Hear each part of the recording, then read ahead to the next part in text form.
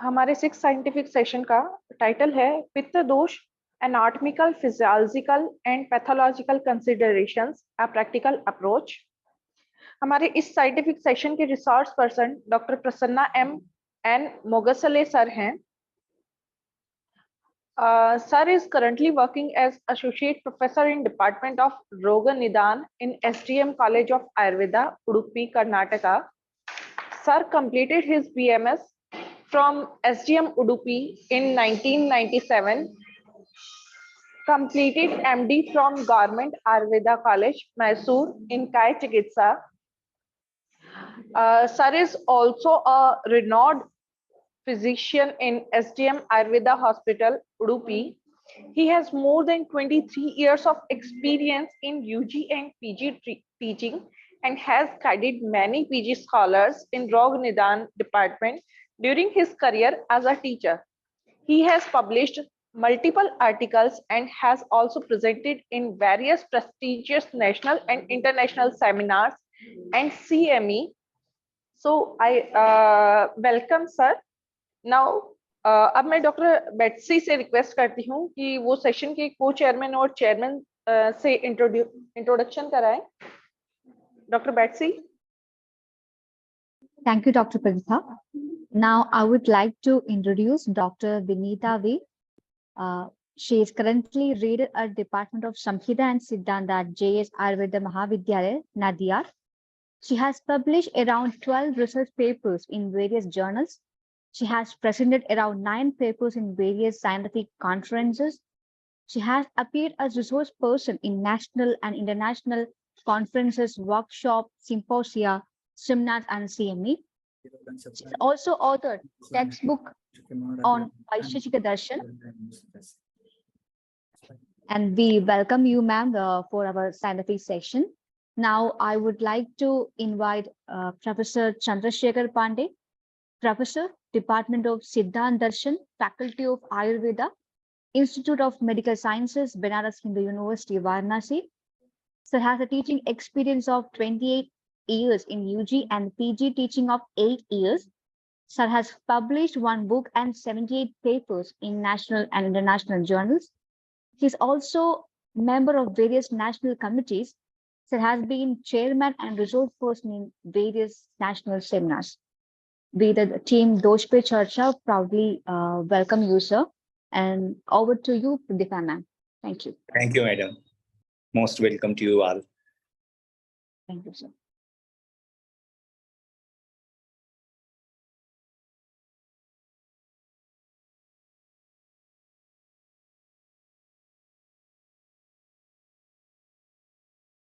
Shall I start?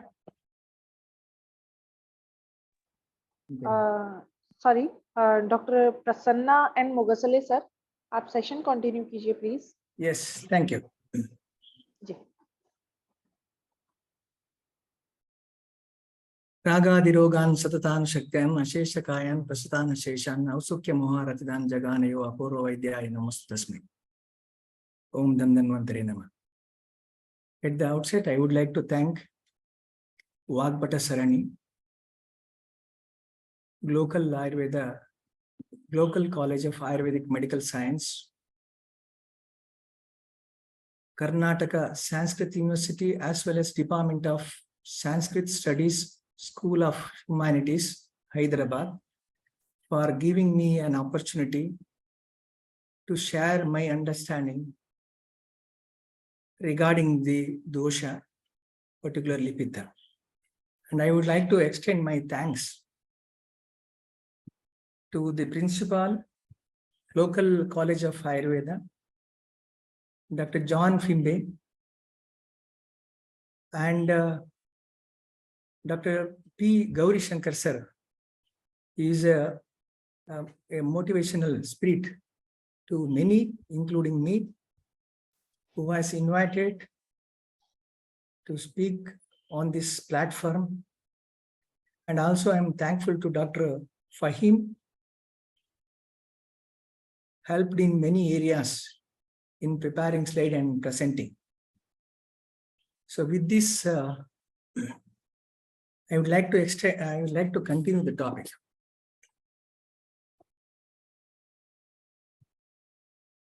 In this picture, here you can, am I audible? Right. Hope I am audible. Yes, sir. So what you can see here is a what you can see in this picture is a madam, a class teacher, standing in front of the class, teaching digestive system. The teacher is asking student, what is digestive system? Explain in short. And the students, one naughty student suddenly gets up. He raises his hand and he gets up and he says, it starts with the right hand and ends with the left hand. That is my situation today. That is Pitta Dosha. The title of today's presentation is Pitta Dosha. So vast. There I am supposed to speak on anatomical, physiological, and pathological consideration and the scientific approach in these considerations. This is my job. And the topic is very huge. So I may be somewhere, I will be like right hand and left hand. And in this picture, you can see, this picture is basically, you can see an elephant and 6 doctors. It's a modified version of a parable of Vedic period. This is quoted by Sri Adi Shankaracharya, Etad hasti darshana iva jatyanda. Look at this. Here 6 blindfolded doctors who do not know a thing about elephant are touching different parts of an elephant, assuming it to be a fan, a wall, or a rope, or a tree, or a snake, or a spear. Now, here, dosha are like an elephant. The Pitta dosha is like an elephant, and I have tried it to understand scientifically in my own way. So I am one among the blindfolded doctor. So let me begin the topic. The first one is dosha sthana. So my topic is Pitta, but when we study dosha sthana, particularly Pitta, we have to understand in relation only, that is Vata sthana as well as Kapha sthana is equally important to understand the Pitta sthana. Pitta sthana is told as Nabi, that is Pakwa Mashaya Madhya. And Kapha sthana is Nabe Urdhva, that is Amashaya. And Vata sthana is Adho Nabi or Pakwasha. We have a reference, we have several references in Sushruta Ashtanga, even in Charcha. And if you keenly observe, the Pakwa Mashaya Madhya, Amashaya or Pakwashaya, all these are parts of Kosta. And Kosta is synonymous with the Mahashotas, which we know, Saraka Sutra 12th chapter. And if you further elaborate the Kostanga, you will see in Kostanga Mutrasya, Rudrasya cha, Ratundaka, Pupusascha. So it is somewhere he mentions Mutra and Rat and Pupus. And Panchadasha Kostanga, Radaya is mentioned. And if you go through Sushruta, Chikisa 7th, Dalana, he says, Garbhasheshta Bastischa, Mahasrota Samashrita. So, Kosta or Mahasrota encompasses cardiorespiratory system, gastrointestinal system, as we all generally quote, and it is genitourinary system. So, Mahasrotas is contextual. When we speak about the disease of GAT, we stick on to Mahasrotas is gastrointestinal system only. When we speak Mahasrotas in relation with the Pranava and Rasava Shrotas, it is cardiorespiratory, not GAT. Similarly, genitourinary also. And why this particular Kosta in this context, in the context of Doshasthana, why the Kosta is gastrointestinal system is highlighted? Because there are 3 major divisions of the gut, that is foregut, midgut, and hindgut. And the foregut is considered as the Kaphasthana, midgut as Pittasthana, and the hindgut as Vatasthana. So that is Kaphasthana is Amashaya Sleshmana Naber Urdhvam Kaphastisthate. Then Pittasthana is Nabiratra Visheshataha. And the Vatasthana is hypogastric, that is Pakwadanam Visheshataha, Pakwashayo, Nabir Adha. And if you keenly observe the blood supply, the foregut is linked with the celiac trunk, and the mid gut is related with the superior mesenteric artery, and the hind gut is linked with the inferior mesenteric artery. The foregut extends from the mouth to the major duodenal papillae, where the ampulla of water empties into the duodenum. And the midgut starts at this point till the way along the transverse colon, 2/3 of the way along the transverse colon. And the hind gut, the last 1/3 of the transverse colon and the descending colon up till the superior rectum. So these part are considered, these areas are considered as foregut, midgut, and hindgut, and they are very specific in relation with the blood supply. And looking at the Kaphasthana, that is the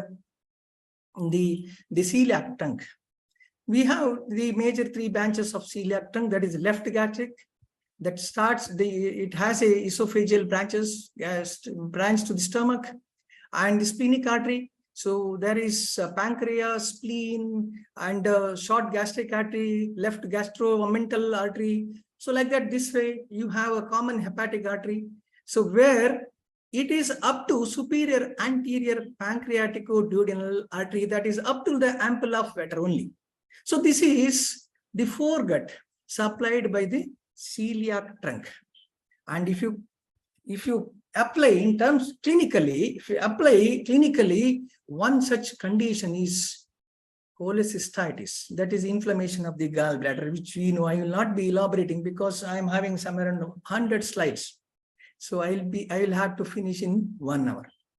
So now you know that cholecystitis, it is the inflammation of the gallbladder, and we know the gallbladder, the pain starts upper abdominal area. It is upper abdominal. The pain starts at pain will be felt at upper abdominal area. And the pain frequently begins in the epigastric region and then localizes to the right upper quadrant. Similarly, you have another condition that is pancreatitis. So acute pancreatitis, the pain, the epigastric pain, which is frequently severe and radiates to the left and right and to the back.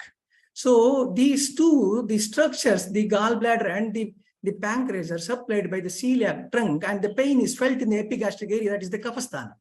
Further, Pittasthana, the superior mesenteric artery. So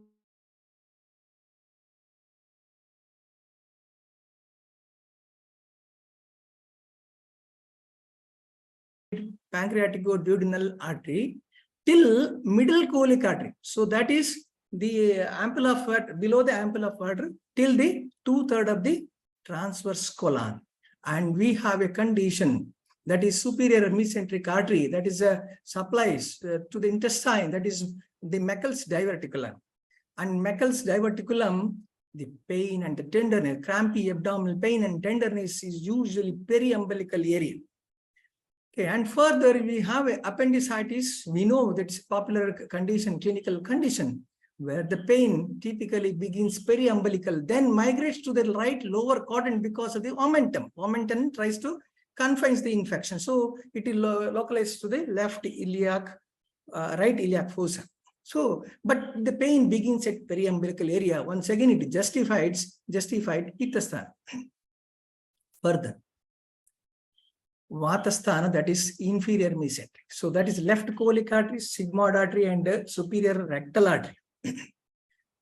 One of the commonest condition is diverticulitis, and clinically the pain abdomen is once again the manifestation and mostly commonly felt at left lower quadrant, that is in Vatasthana.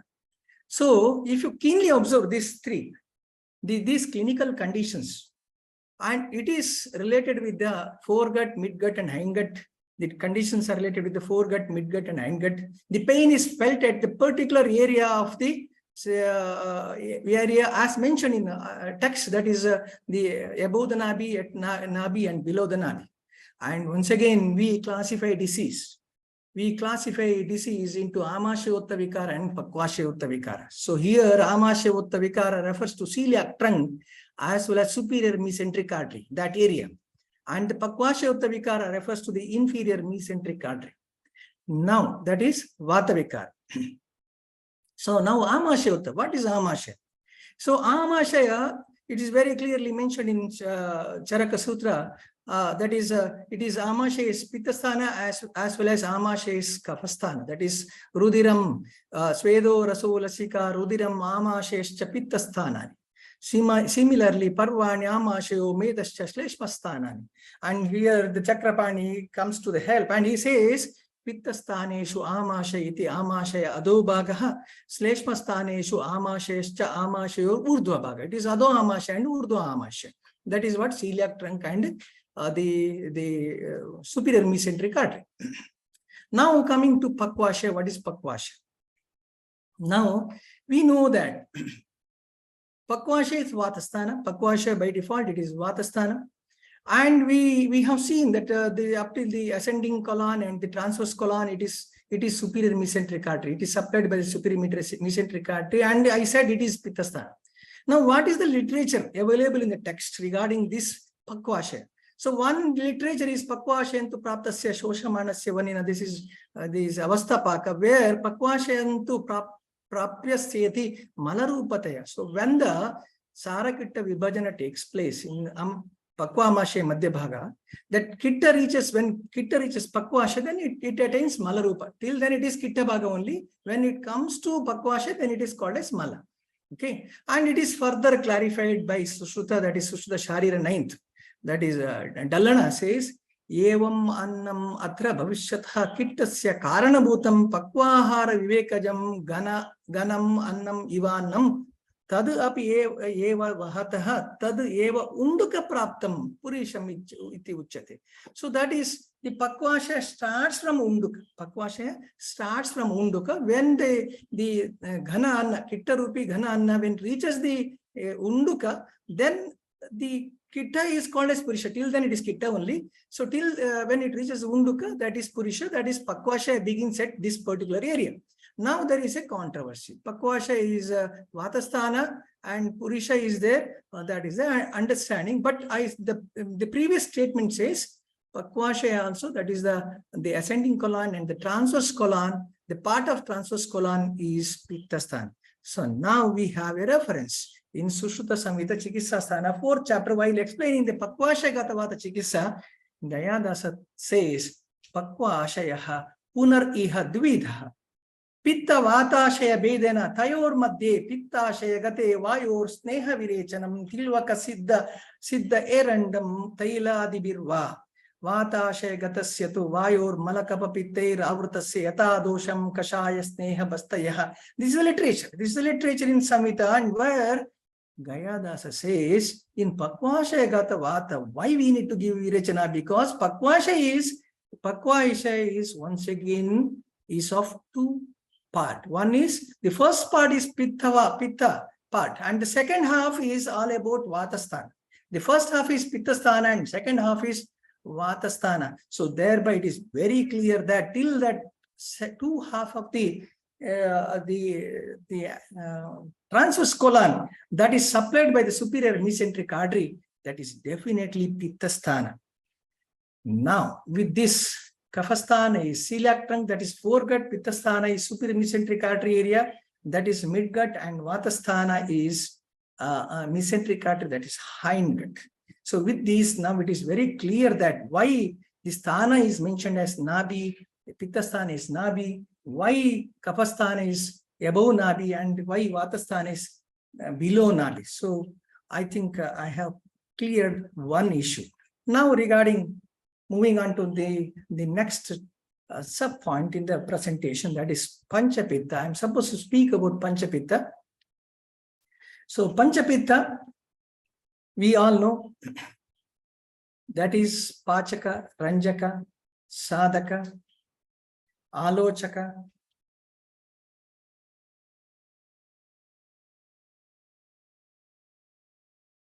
Rajaka. And now Let me begin from Ranjaka instead of speaking about Pachaka, because Pachaka requires a lot of description.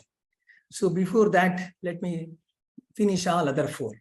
So Ranjaka, we know Ranjaka Sthana. We have different literature. We have different literature. Ranjaka Pitta Sthana is said as Amashaya by Vagbhata. And it is told as Yakrit Pliha by Sushruta and Radaya by Sharangakara. Now, before elaborating this sthana and understanding Ranjaka, certain issues we need to clarify. So, one issue, rasa cannot be separated by rakta in our body. That is very important. Let me justify my view. Because if you go through Ashtanga Sangraha Sutra Sthana 20th chapter, where Vagbhata says, Vyano Radyavastitaha Krishna Dehacharaha Shigratara Gatir Prasana Kunchano Chepana. And he further says, Sveda Asrik Sravana Adikri. Vyanamata being located in the Hridaya is responsible for Sveda Asrik Sravana Adikriya. Asrik Sravana Adikriya. Of course, we know that Vyanavata is Hridaya, and Hridaya is related with Dashadamani or Chaturimshadamani. Through this, Sveda Sravana Adikriya takes place. That is a description of senior Vagbhata. And if you go to Charaka, Vyanena Rasadaturihi Vikshepochita Karmanaha Yugapat Sarvato Ajasram Dehe Vikshipete Sada. What Charaka says, Vyanena Rasadaturihi Vikshepochita Karmana. Vyana takes Rasadatu all over the body, Vikshepana, and thereby Uchita Karma takes place. Okay, and it is a continuous process, and that's Yugapat that moves together always. Now, what is rasa here? The Chakrapani says, Rasa Rupo Dhatu. Kimva Rasatiti Raso Dravadatu Ruchate Tena Rudiradinam Api Dravanam Grahanam Bhavati. So, what Chakrapani says, rasa refers to here just a dhatu, rasa dravadatu. And it is not mere rasa only, it is rasa raktadi drava. So, first statement, that is rasa cannot be segregated by rakta. So, when rasa rakta is moving together in our body, we need to understand why we are saying rasa, why we are saying rakta, what is rasa and what is rakta. With that understanding only, we can continue with Ranjaka. So, rasa, as per my understanding of the science and the contemporary science, rasa is serum minus bilirubin. Serum without bilirubin. Serum is essentially a liquid component of the blood without the clotting factors and the blood cells. Now, rasa is serum, of course, minus bilirubin. There is no bilirubin also in rasa, in the serum. Serum contains a wide range of substance, includes electrolytes, hormones, proteins, albumin and globulins, then lipids, glucose, and even waste products. And we know in Vagbhata, if you go through the Ashtanga Hridaya, the commentator says rasa is also ojas, and we can justify this ojas, albumin and globulin and hormones, all that it will come. So it is justified, rasa is serum. And rakta is, rasa rakta is moving together naturally, other than serum is rakta. So that means bilirubin plus formed blood cells and coagulatory factors. So collectively is rakta. So let me proceed. So I'll give justification for this. Then it is very clearly said, what is rakta, what is shuddha rakta? Madhuram lavanam kinchit shitoshnam asamhatam. So within the body, it is asamhatam. Asamhatam means abaddham. Asamhatam means dravam. It doesn't get clotted. And we know that arthapatti pramana. That means when the blood comes out of the blood, when rakta comes out of the blood, naturally it gets clotted. Samhata. Now it is asamhata within the body. It should not get clotted inside the body. That is coagulatory factors. And we know the term Ranjaka, Rasaranjanat. Rasaranjana, that means it is a Ranjan. It gives a color, that is a bilirubin part. Okay, that is Apo Ranjitha. That Dalana says Apo Ranjitha. That is Apo Ranjitha, Rasaranjana, that is bilirubin. Then we know that Amashaya Ashritam Pitam. That is what intrinsic factor, what we can quote now. It is the intrinsic factor. And we know that is Yakrit Pliha. What is the role of Yakrit Pliha? Lohiti Krita. Dalana says it is Lohiti Krita. So, the Ranjaka Pitta causes Lohiti Krita. So, that is hemoglobinization. So collectively, Ranjaka Pitta, the karma function is all about this. So now the karma is Rasaranjana, Malaranjana, Lohitikarana. We know what is Rasaranjana. Just now I told the bilirubin is added and the color, the Rakta gets the color. And Malaranjana, we know that Shakashada Kamala, Shvetavarcha iti, Koshtastha Pittasya, Malaranjakasya, Bahir Nirgama. This we know. I will not elaborate this thing because all are aptas here. Let me proceed. That is Lohiti Karana. That is what is Lohiti Karana. That is Apo Lohiti Krita. That is Apa here Rasa. That is Lohiti Krita. That is hemoglobinization. So the liver plays a significant role in the process of hemoglobinization and erythropoiesis. While the primary site of erythropoiesis in the fetus is the liver, after birth, erythropoiesis mainly occurs in the bone marrow. But the liver is essential for supporting hemoglobin synthesis and the overall health of the hemopoietic system. The essential functions of liver related to the erythropoiesis and hemoglobin production are production of erythropoietin in fetal life. Agree. Then further in the lateral part of life, that is iron storage and release. Recycling of heme, storage of B12 and folates. Of course, these are very important for the hemoglobinization. And even the spleen. The spleen does have important role related with the hemoglobin and red cell metabolism. The spleen has some role in hemoglobin synthesis, such as red cell filtration, recycling of hemoglobin, and iron storage. So that's what Lohiti Krita, Yakrut Priha is Lohiti Krita. It is invariable in the hemoglobinization part. Now, why we get a description? Hradaya is a site. Hradaya is a site of Ranjaka by Sharangadara. Now we know that chyle is a milky fluid that is formed in the small intestine during the digestion of the dietary part.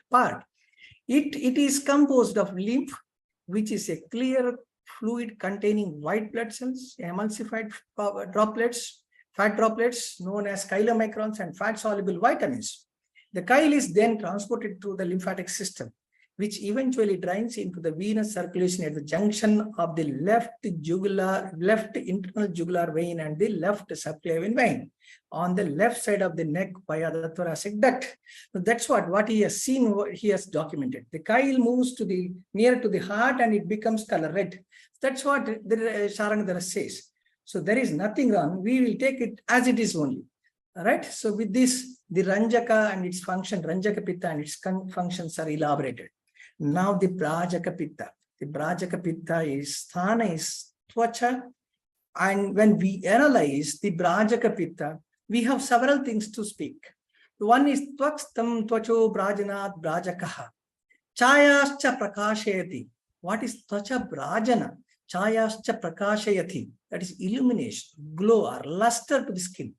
Second, Tvachascha Pittasya Pachana. Tvachastena, that is Tvakstena Pittena Pachatha. Which one? Pachata. Abhyangadi Prayoktani Aushadani.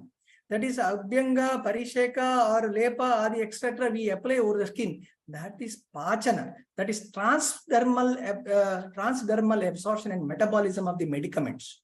The third one is, that is Chakrabani, Charaka Sutra 12th, where he says, Ushmano Matra Matratvam Varna Bedo Chatwagatasya Brajakasya. That is Varna Beda, different skin color. And the last one is Ushmano Matra Matatvam, body temperature regulation. So all these four functions are attributed to Brajaka. Generally, we say Brajaka with the color. No, it is more than that. So, what is Tvachascha Brajanar? Chayascha Prakashayati. It is the collagen. Collagen is a structural protein that plays a vital role in maintaining skin, such as providing strength and structural support, maintaining skin elasticity, supporting skin's barrier function, supporting skin cell organization, contributing to skin hydration, supporting skin health and appearance, enhancing skin repair and regeneration. So collagen, that is Tvachascha Brajayati. Okay, that's what. Skin collagen production takes place through a complex process involving specialized cells and biochemical pathway. The primary cell responsible for collagen synthesis in the skin are called fibroblasts. Then, Abhyanga Parishekadi Pachayati. So, not all the drugs can effectively delivered through passive diffusion through the skin, as some have the properties that make them unsuitable for transdermal deliveries. That is Twakstena Pittena Pachata. So passive diffusion is not possible for all the drugs, all the medicaments. So passive diffusion, higher concentration to the lower, which we know, and passive is not by the Brajaka. So it is all about active transportation by Brajaka. So active transportation is very clearly explained in the context Sushruta Sharira 9th, where the context of Tiryagata Dhamani. So Tiryagatanam Chatasranam Dhamani-nam Ekaika Shatada Sasradacha Uttarottara Vibhajyante, where he says, Yei Svedam Abhivanti Rasam Cha Abhitarpayanti Antarbahishcha. So the sweat is passed outside Bahi, and Antar, that is whatever we apply over the skin, that is Abhyanga, Parisheka, Avagaha, Lepa, etc. Whatever we apply, its essence is absorbed into the body. So that is active transportation. Some drugs can be absorbed through the skin via active transportation mechanism. This process involves use of carrier protein or transporters to facilitate the movement of drug molecule across the skin. Active transport allows for absorption of larger molecules or those with specific chemical characteristics that cannot passively diffuse through the skin. So this function is by the Brajaka Pitta. Then Varna Beda, we know that melanin, that we know it is melanin, and I will not elaborate. We know, everybody knows. Then Ushmano Matra Matatam, that is thermoregulation function. So that is whenever there is the heat, whenever the body becomes too hot, there will be sweat is evaporated from the surface of the skin. It absorbs the heat and cools down the body. And it is by the sweat glands, and of course, the support by the nervous system control, and the other factors which will influence the Matra Matratam, Ushmano Matra Matam, that is individual variation and environmental factors, anyway, which you all know. So I will skip these slides. So then coming to Sadhaka Pitta and the Radhayastam, Buddhi Medhabhimana Utsaher Abhipretartha Sadhanat Sadhakam. So when you look into the functions, it is all about the nervous system. And the site is said as Radhayastam. What is this Radhaya? What is this Radhaya?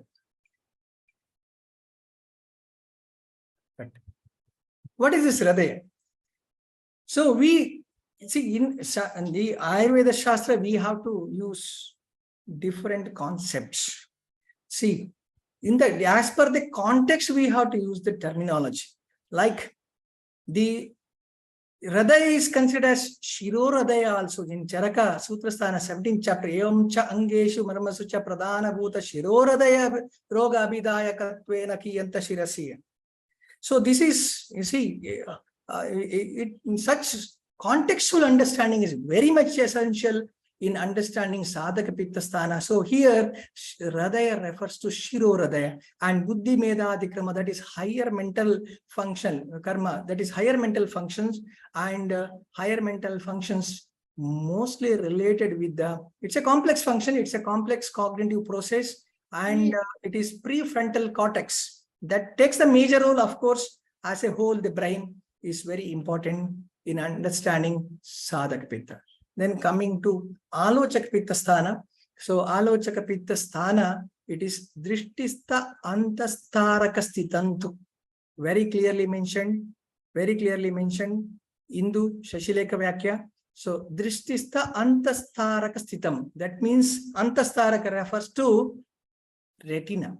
The retina is a crucial part of the eye that plays a central role in the vision. The primary function of retina is to convert light into neural signals that can be interpreted by the brain, allowing us to see and perceive the visual world around us.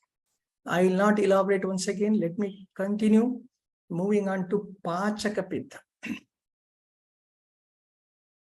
The site is Amapakva Ashaya Madhyastha. that is Agrahani, we know. And Panchabhautika composition is there, but Tejo Guna Adikya, it's Panchabhutatmaka, but Tejo Bhuta Adikya, Kshapita Soma Guna, Vagbhata says, Kshapita Soma Guna. And the functional association, this Pachaka Pitta has a functional association with other doshas such as Samanavata and Kleda Kapha. And it is related with the Shotas, different Shotas, that is Dosha Vashotas, Purisha Vashotas, Ambu Vashotas, Sweda Vashotas. Ambu Vashotas is linked with the Annavashotas, that is with the Pachaka Pitta. Very interesting description. Similarly, Sweda Vashotas. Right? Further, if you go through Vagbhata, the functions of, you know that these functions, I have made it very simple. So it digests the food, separates the essentials and waste, assimilates essence of food, gross food waste is propelled further, and it is Sahakari Karanair. No, it is going to support other Pitta. It is going to Anugrannati, that it is going to support other Pitta, that is oblige or do favor with other types of Pitta. And similar description is there in Sushruta also, because Sushruta has elaborated 5 types. Sushruta also mentioned similar version. And further, so Pachaka it digests. So now, when we say Pachaka is responsible for digestion, we have to elaborate digestion. So what is Ahara Paka? So in short, the process of digestion, this description from Charaka Chikitsa 15, Jatare Nagdina Puram Krite Sangata Bede Paschat Bhutagnaya Pancha Samsam Dravyam Pachanti iti. This particular this is Chakrapani's version. That is the process of digestion and metabolism is explained in terms of Jataragni Paka and Dhatvagni Paka in Ayurveda. Jataragni Paka takes place in Kosta. Dhatvagni Paka takes place in all the Paramanu as well as Paramanu, as all Avayava in Sharira is made up of Paramanu, either of 7 dhats, any dhat. Okay. Then Bhutagni Paka is one more Paka Kriya linked with both Jatragni and Dhatvagni Paka. That is, Bhutagni Paka follows Jatragni Paka and Dhatvagni Paka also.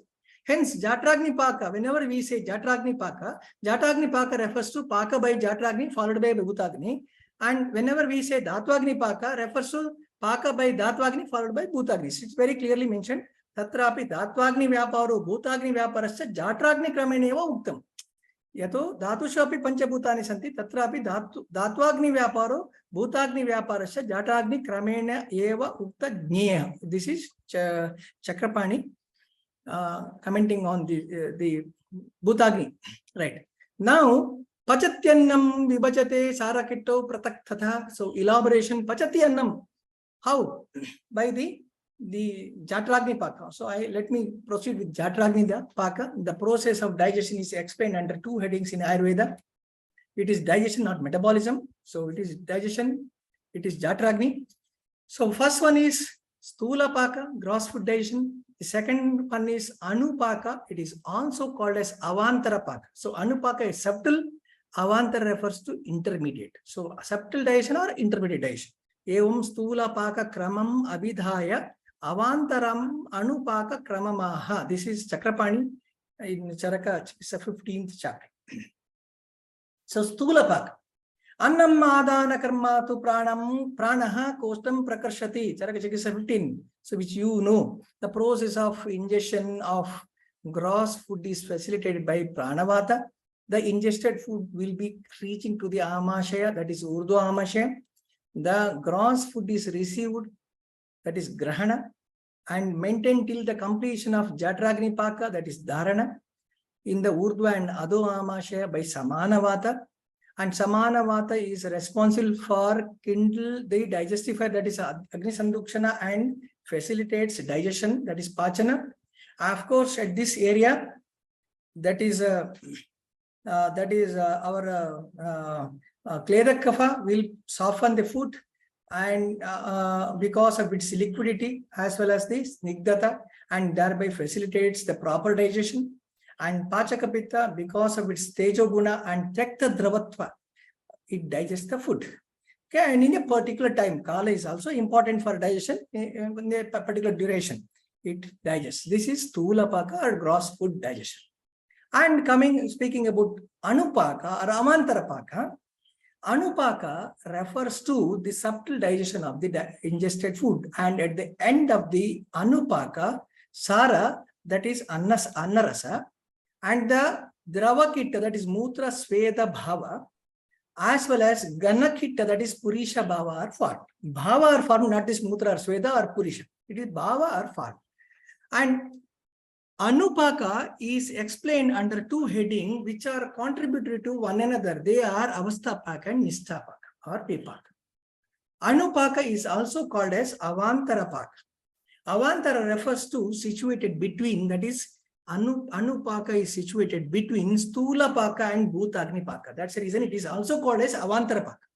Okay. Now the term Avastha refers to remain or stay. Hence, Avastha Paka refers to remain in the process of Paka. Avastha Paka mainly deals with dosha formation. That is Avastha, Atra Avastha Paka Vasha Shannameva Rasanam Kapadi Kartrutvam Uchade. It mainly deals with the dosha formation. The process of Anupaka takes place in Kosta, that is Amashaya, Pachamanashaya, and Pakwashaya, and are called as Madhura Avasthapaka, Amla Avasthapaka, Katu Avasthapaka, respectively.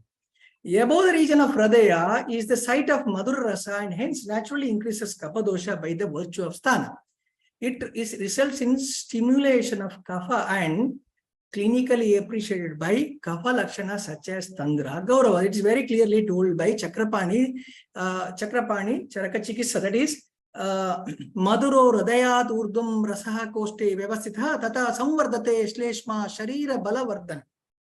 Further, it is also told by Chakrapani that between the Hridaya and the Nabi, Amla Rasa is situated and naturally increases the Pitta dosha clinically perceived by Jirnana Lakshana after Samyak Paka. If Samyak Paka takes place, then Jirnana Lakshana is observed. That is, Nabi Hridaya Madhyecha Rasatvam Amlo Vyavastitha Swabhavena Manushanam Tata Pittam Vivardate. Adonapyastu Khalu Ekaha Katuko Avastito Rasaha Prayaha Shreshtam. So this is what Abhanabi Pradesha, Katu Rasa and Vata dosha naturally increase. And Katu Rasa is responsible for displeasing or disagreeable or ill-smelling. And hence that Kitta, that is Purisha, clinically, now Purisha is foul-smelling, right? Clinically responsible for offensive smell of the feces. Right? That's what Katu, the word meaning Katu is pungent, acrid, or strong scented, pungent, or ill-smelling, bitter, displeasing smells, disagreeable smells.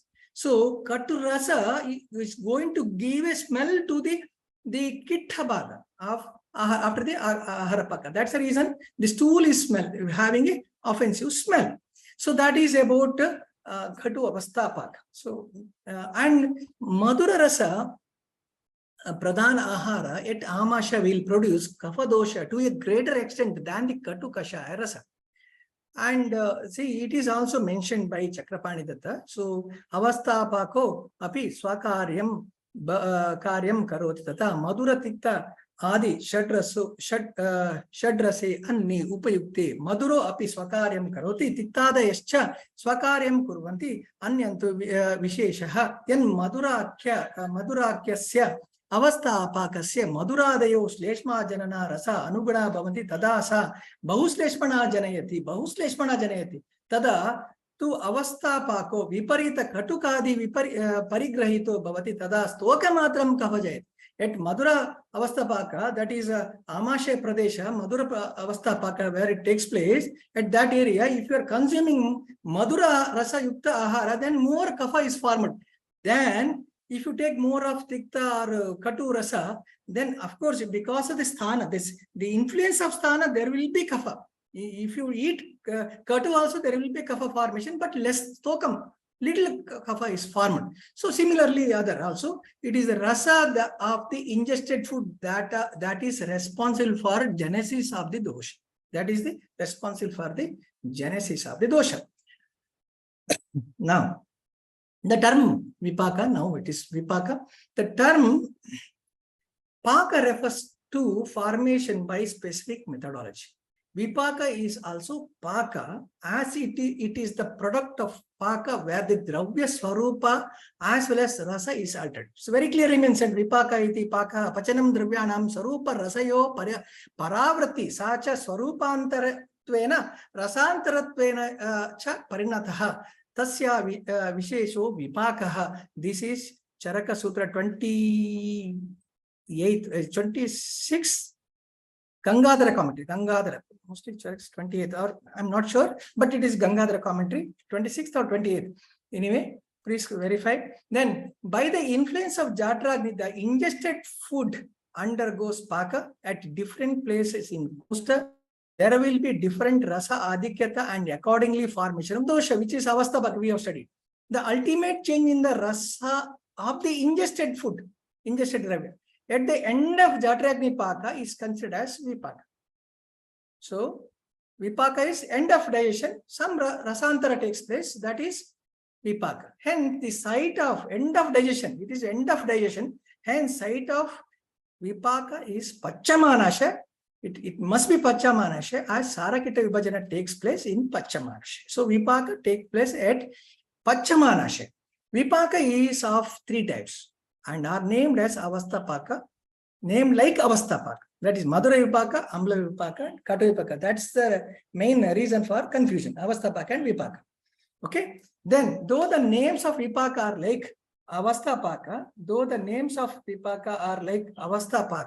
they are formed as a product of digestion during Sarakita Vivechana at Pakvasha. Hence, Vipaka is different from Avastha Paka. Avastha Paka at different area, different Rasadik, Dosha. Whereas, Vipaka takes place at Pachamanasha itself. Though the names are different, their Avastha Paka and Vipaka are different. Now, Vipaka is understood clinically by their action. Vipaka karmanistaya. Karmanistaya, karma visheshaha, karma shukrabi vradyadi lakshanatena vipako nishchite. Kapha shukradi vradhi. So, Vipaka is understood by kapha vradhi, shukra vradhi, etc. Similarly, amla, katu, Vipaka, even we have to understand. So, Vipaka has effects over Dhatu, Dosha along with the Dosha also. Like Avastha Paka, it can influence Dosha. But Vipaka has greater work, that Vipaka is having action over Dhatu or the Doshas. Now, to summarize Avastha Paka and Vipaka difference, during Avastha Paka, Shadrasa will have the respective actions in the genesis of Dosha, but Vipaka has action over Dosha as well as Dosha. Avastha Paka takes place throughout the Kosta, that is Amashaya, Pachamanashaya, Pakvashaya, but Vipaka takes place at Ama Pakvashaya Antara Pradesha, that is Pachamanashaya. Hence, Avastha Paka and Vipaka are different from one another, though they are related to one factor, that is ingested food. Both are related with ingested food, but they are different. Now speaking about Bhutagni Paka. So Bhutagni Vyapara takes place at 2 places. I told you earlier itself, Jatrinagrina Puram Krite Sangata Bede Paschat Bhutagni, same thing. The product after the digestion of food by the Jatragni, Pachaka Pitta is Anarasa. The Anarasa is also composed as Panchamahabhuta. This Anarasa will undergo Bhutagni Paka. The respective portion of Mahabhuta will be digested by the corresponding Bhutagni. With this, Rasantara and Gunantara of Ahara Rasa will be complete, and now Ahara Rasa is fit for Dhatvagni Paka. After Bhutagni Paka, only Anarasa is fit for Dhatvagni Paka. This mechanism, that Dhatvagni Paka followed by Bhutagni Paka, similarly, this mechanism is also there at Dhatvagni Paka. So, after Dhatvagni Paka, once again, Bhutagni Paka is there. Okay, now, Vipaka and Bhutagni Paka. So, the ultimate change in the rasa of the dravya ingested at the end of Jatragni Paka is considered as Bhutagni Paka. And Bhutagni Paka is once again the last change. And after that, Dhatvagni only acts. So, it is almost similar. The Vipaka and Bhutagni Paka are similar. When we speak about the karma, the product, the Bhutagni Paka, the result of Bhutagni Paka and Vipaka, they look alike. So probably Vipaka is almost equal to Bhutagni Paka. This is my view. So Bhutagni Paka is almost equal to Vipaka. Anyway, Now, Jatragni, collectively we say Jatragni Paka and Bhutagni Paka is Jatragni Paka. Collectively we call it as Jatragni Paka. Segregation of Sara Kitta is governed by Samana Vata and Pachaka Pitta. As and when the ingested food particles are digested in Amasha and Pachamanasha, it is segregated, such as Sara and Kitta, very clearly said by Dalana. Vipachayantya iti yata yata vipakvam ashana rasam tata tata pratak kurvanti. Whenever they as and when the food is digested, that the essence is segregated, separated. So that's what that is. Almost all ingested food, 80% of electrolytes, 90% of water are absorbed in the small intestine. Jatragni Paka is all about making the ingested food into simple product of digestion, that is simple sugars, glycerol, amino acids, and a few vitamins and salts, so that they are absorbed by the epithelial cells of the intestinal villi, that is digestion and absorption. Now the Bhutagni Paka, that part of Jatragni Paka is Bhutagni Paka. So Bhutagni Paka, which follows Jatragni Paka, probably responsible for synthesis of macromolecules from simple absorbed molecules, which helps in cell growth, development, and new cell production. This process is called as assimilation. Much portion of assimilation takes place at liver, we know that. Okay, the Yakrat is a costanga and frequently correlated with the liver. The process of synthesizing the biological compound from absorbed simple molecules, which helps in cell growth, development, and new cell production, that is Rasadidata, is also Paka and is taking place at Yakrat or liver. Hence, the process of assimilation, that is Paka, that is Bhutagni Paka, that is taking place at Yakrat, and that this the Bhutagni Paka after Jatragni Paka most likely takes place at Yakrat. And we know nowadays what we say, the liver metabolism. But for us, Yakrat is Kostanga. This is Jatragni Paka followed by Bhutagni Paka. It is all about Jatragni Paka only. It is not metabolism from Ayurvedic point of view, but from the point of modern, the present day science, Western medicine, it looks like metabolism, but basically it is Jatragni Paka from the point of Ayurveda, because Yakras is Kostanga. Now Dhatvagni, moving on to Dhatvagni. The process of nourishment of Dhatu is explained under two theories. The theory of sequential tissue nourishment of one tissue followed by the next in a particular sequence, Kramena Dhatu Poshanyaya. And second is theory of concurrent tissue nourishment, that is Ekakala Dhatu Poshanyaya.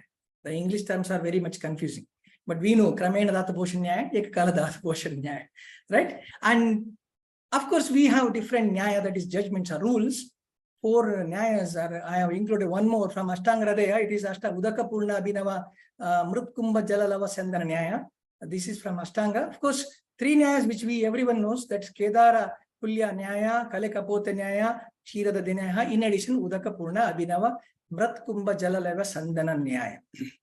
The Dhatvagni Paka, Kramena Dhatu Poshanyaya, the essence of the ingested food after the digestion, that is Jatragni Paka followed by Dhatvagni Paka, will be subjected to respective Dhatvagni Paka to form corresponding Dhatu. Each of these Dhatu have their own Agni.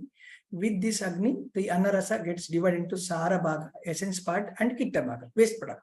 The Sara Bhaga, nutrient fraction, nourishes the respective Dhatu, Sthai, as well as subsequent Dhatu, Sthai, and Kitta Bhaga, that is waste fraction, forms the waste product, Mala, of respect to that which we know, everyone we know. And Ekakala Dhatu Poshanya, this is something different. Vyanina Sadhatarihi Vikshepa Uchita Karmana Yugapa Sarvato. No, Vikshepa Uchita Karmana. Every Dhatu Utpatti is also Uchita Karma. So that's what Yugapat means, Ekakala. That Arunadatta commentary, if you go through Arunadatta commentary, very beautifully explains Ekakala Dhatu Poshanya. So where Yugapat means Ekakala. So where he says, Ahara Rasad Ekakalam Sapta Dhatu Svotasu Praveshitat Rasa Raktadayo Dhatava Utpyadyante. The essence of digested food, Annarasa, enters the Shotas, enters all the Shotas simultaneously and nourishes the respective Dhatu. And how to understand this? The process of synthesis of Dhatu is explained under 4 judgments or Nyaya. They are Kedara Kulya Nyaya, that is circulation. It is circulation. That is circulation. That is from the rasa rakta moves from the hridaya, right? That is circulation. Nowadays we call it as circulation. Then kale kapotya, that is selective absorption of the nutrient, and that is what the rakta requires iron compound. Mamsa requires amino acids. Meta requires fatty acids. Asti requires calcium. So the selective absorption of the nutrients, that is kale kapotya. Then udaka purna abhinava jala lava syandana nyaya, that is mode of movement of nutrients across the cell membrane. That is mode of movement, that is active transportation of the components, the nutrients. Okay. And finally within the cell, shira nyaya, whatever is taken into the cell, the hemoglobin, that iron is converted into heme, and the amino acid is made like mamsa. Then fatty acid, meda, then calcium, asti. Like that it is transformed, totally complete transformation of the compound. So this is what I understood regarding the Dhatu Agni Paka. So Jatra Agni Paka, digestion that takes place in stomach and intestine. Bhuta Agni Paka, assimilation, mostly the liver. So from Ayurvedic point of view, it is digestion only, but nowadays it is called as metabolism. Then Dhatu Agni Paka, so that is metabolism. So insulin is required to cellular uptake of glucose. That Dhatu Agni Paka. Without that, nothing. Okay, so that's the thing. So at each cell, then Bhuta Agni Paka, that is metabolism within the cell, that is mitochondrial digestion. So this is about Jatra Agni Paka, followed by Bhuta Agni Paka, then Dhatu Agni Paka, followed by Bhuta Agni Paka. So all types of Pitta, Jatra Agni and Dhatu Agni. Next title. So there is one confusion. Swasthanastasya kayagnir amshaha dhatusu samshita tesham sadati ditagnir dhatu vradikshayodbhava. So people many times say that Kayagni has a control over Dhatu Agni. Jatragni has a control over Dhatu Agni. It is absolutely wrong. Absolutely wrong. All types of Pitta and even Dhatu Agni are components of Jatragni only. Hence Jatragni is called as Kayagni. Dhatu Agni Mandya results from Dhatu Vradhi and vice versa. Hence, Dhatu Agni is independent. Here, Tesham refers to Swasthanastasya Kayagnir Amshaha. Amshaha Dhatusu Samshita. Tesham means Agni Amsha, that Amsha. That means that is Dhatu Agni.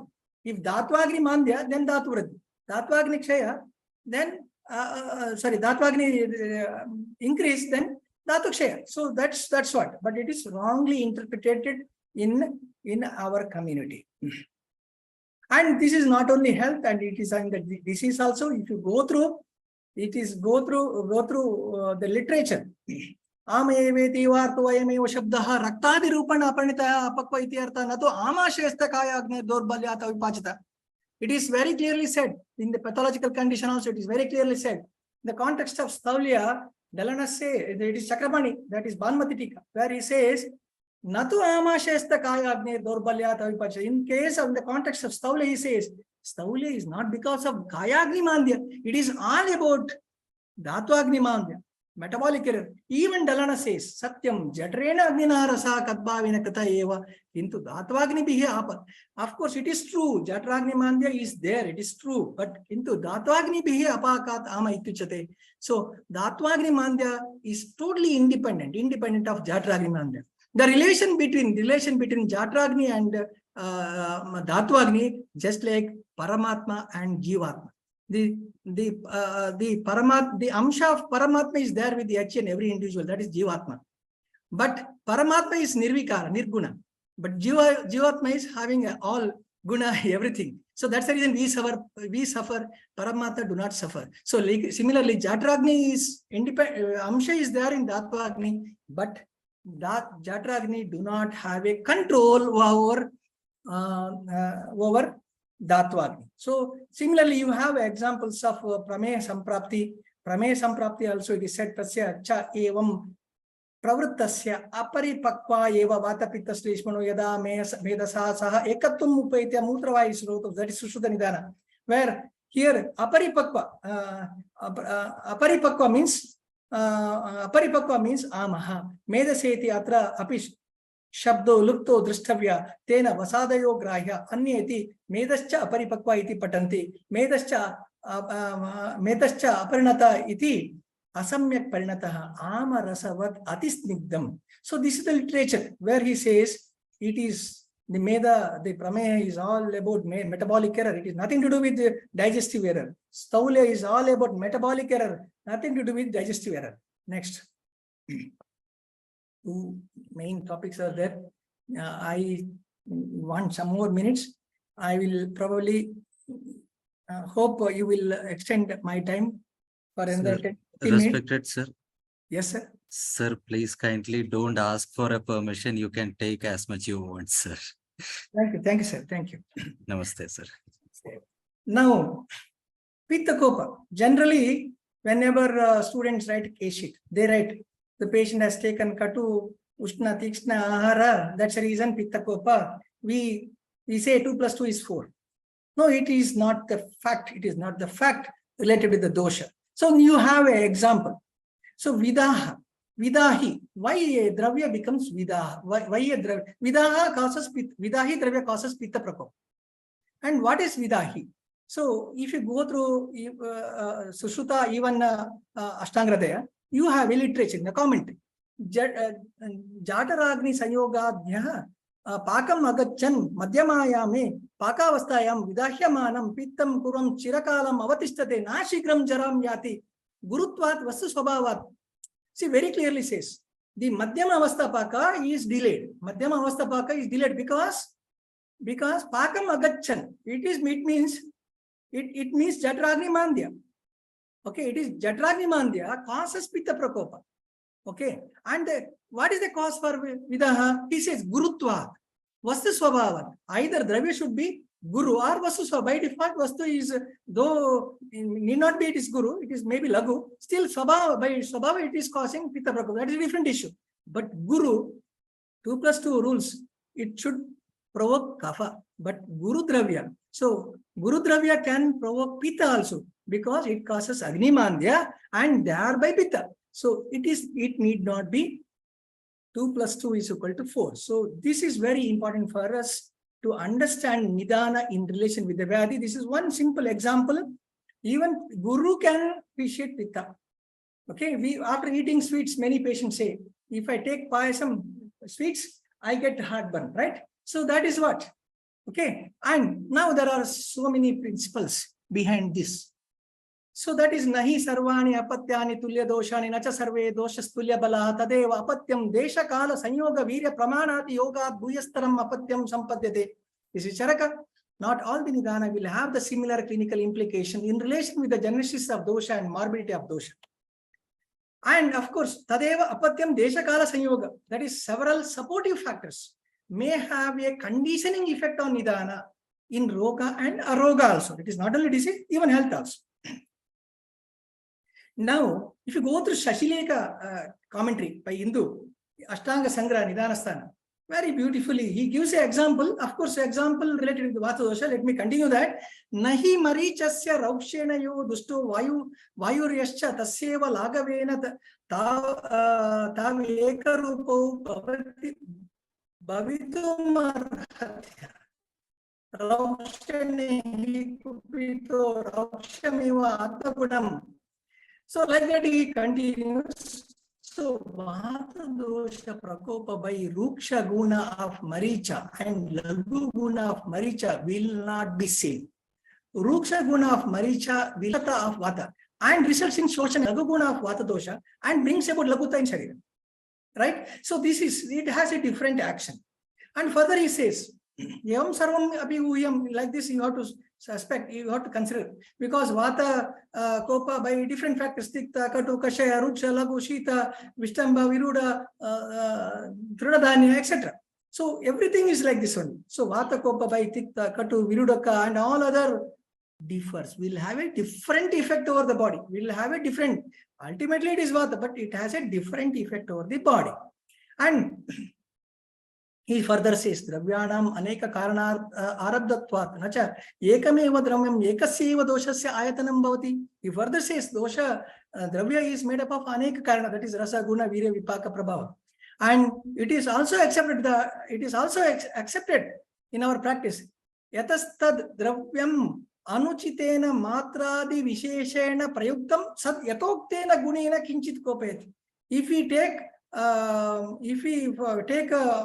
anuchita matra, say for example excess in certain quantity, then we should the prakopa should be in that proportion only.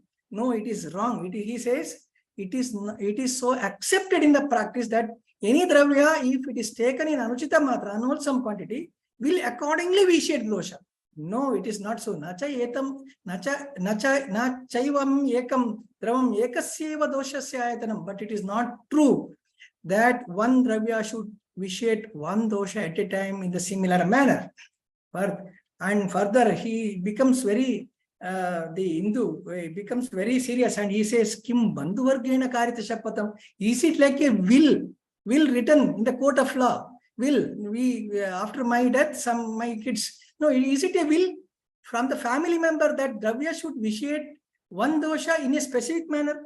He says. Then what is the answer for this? He says tata gunantarena sadrishena vilakshana va prabhavadi birva tameva doshantaram meva va prakopaitam. The attributing occurrence of vitiation of dosha is either by sadrishena gunantara, that is prakriti samasamavaya siddhanta, or vilakshana gunantara, that is vikriti vishama samavaya siddhanta, or prabhavadibi, at some occasion prabhava acts, and doshantara, that is dosha samsarga sannipata ashayapakarsha, such other concepts. So and so on. So it is not 2 plus 2 is equal to 4. Okay. And further, tene kasminapi doshe kupito vyadhikarani cha anya dosha hetvaadyapekshaha kadachin matraya tasya vyade samuttanam. So I will go through this the translation. A disease manifested out of a single dosha where a relatively less number of nidana might result in a disease, though the nidana pertaining to other dosha are more in the same individual. In some situation, there are multiple nidana for one dosha, but astonishingly, another dosha vyadi is there, where a less number of the nidana is there. So at time, it is also possible that a less number of nidana is capable of producing a disease than more number of nidana is there in the same individual at the same time. So he says, it is not the number of dosha kopa hetu, rather the ability of nidana to generate the disease. That means ability here refers to the nidana must be pradhanika hetu, or must be utpadaka hetu, or venjaka hetu, or vyadhi hetu. So that we should consider when we analyze a patient, when we say this vyadhi is because of this nidana. Simply saying, oh, this nidana, the pitta kopa, no, it cannot be.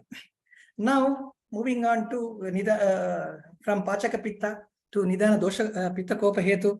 Now, one important point in the context is ama.